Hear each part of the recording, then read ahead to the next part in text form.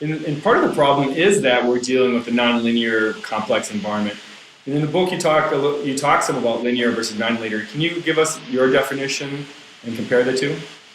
Well, I think a lot of software engineering processes are built around the idea that people are going to go through a linear sequence of steps. I'm going to log onto the system. I'm going to do step 1, 2, 3, 4, 5. And for certain kinds of tasks, that works perfectly fine.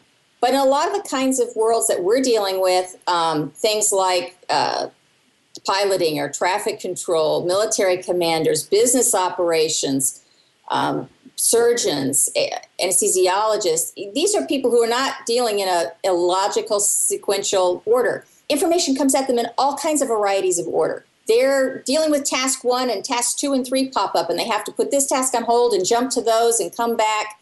Things don't happen in a nice linear sequence. And if you really want to support decision-making in those kinds of operations, you really have to design your system very differently.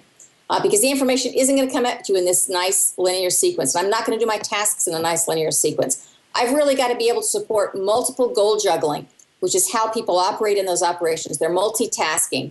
And while I'm working on task A, I need to understand if something more important has come up. So they have to have the big picture that allows them to quickly switch to their priorities to a different goal or a different task and switch back. And that's a whole different kind of design approach than what you would see in a very linear sequential task. Yeah, you can even face conflicting, you might be even pursuing some conflicting goals at some point in time.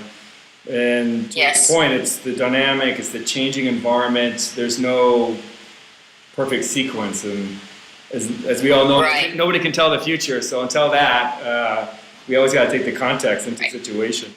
So that's why in our design approach, one of the things we stress is goal-organized information. So shouldn't have to look at 6 places in order to manage a particular goal. I should have everything I need related to a particular goal, a particular decision, integrated together on the display. So I can rapidly switch between goals with one button press in order to pursue different things that I'm doing. We always have up the big picture so that I can realize I've got a higher priority event I need to switch to. So these are some of the design principles that really allow us to map the design to how people need to work in these kinds of environments.